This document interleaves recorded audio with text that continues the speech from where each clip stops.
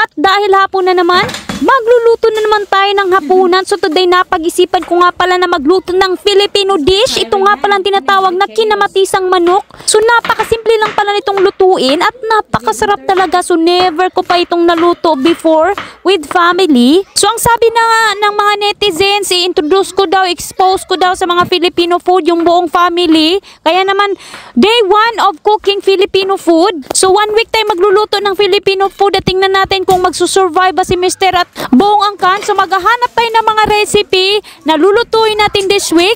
Pwede din kayong mag-send sa inbox of course. I-share nyo yung mga recipe na pwede patok sa family. So dahil nga tinatawag itong kinamatisang manok, maglalagay of course tayo ng kamatis sa ating sabaw. So si Mr. talaga hindi mahilig sa mga sabaw-sabaw. Gusto niya yung dry na food. Ayaw na niya mga lilaga, bulalo, mga ganun mga bagay. So dito sa New Zealand meron din silang mga sabaw, no? Yung famous na sabaw dito sa New Zealand ay tinatawag na boil up. Ito nga pala yung pork, tapos binoboil nila with bits and pieces, mga vegetable. Pero yung iba sa nilaga, kasi yung sa atin medyo malasa siya. Yung sa kanila kasi parang bland lang at saka plain yung flavor. At saka naglalagay din sila ng vegetable na tinatawag na watercress. Tayo naman is nilalagay natin cabbage, pichay, patatas. So iba-brown ko lang yung ating chicken, no? So hayaan na natin mag-flavor up siya. At pagkatapos, igigisan na natin yung ating aromatic sibuyas, bawang at saka luya. Mix together, halu-haluin. Hayaan lang natin itong ma-brown for few minutes.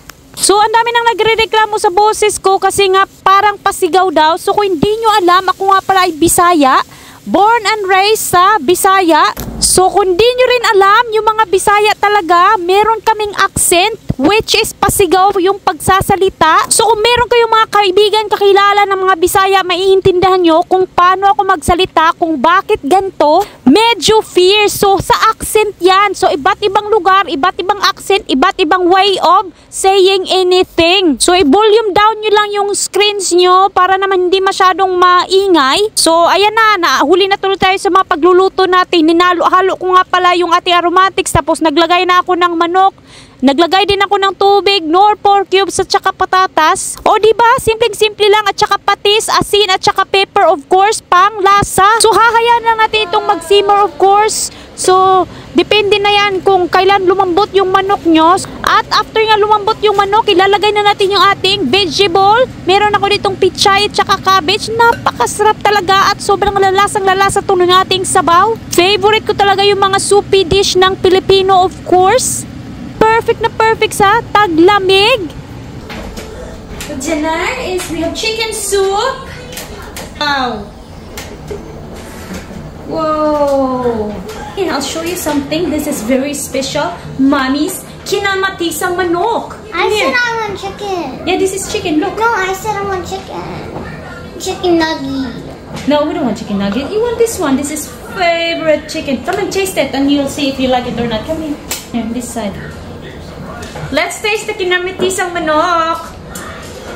See if Ariana Rose McPherson will pass the test. I'm gonna put the chicken inside too. Put the chicken inside too. Yeah, just taste it. The soup first. Is it good or not? But I haven't tasted chicken. You haven't. You want the chicken to be tasted. The chicken too. But the soup.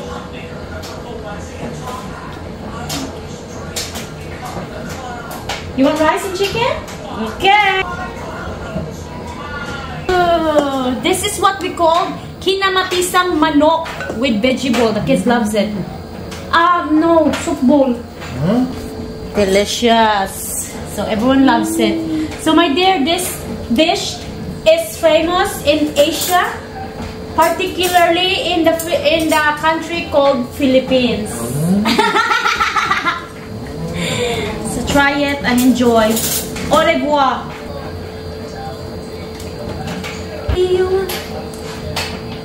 Mmm.